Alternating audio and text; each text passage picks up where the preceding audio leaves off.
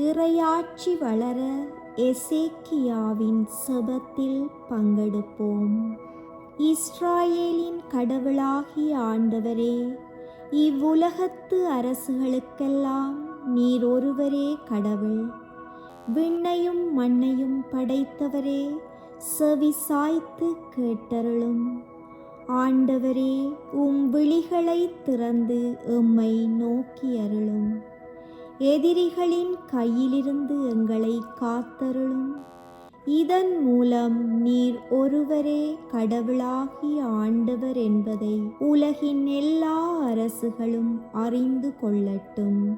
உலகின் ஆட்சியுரிமை பெற்ற மெசியாவே, உமது அரசு பூவுலகெங்கும் நிறைவு பெறுக.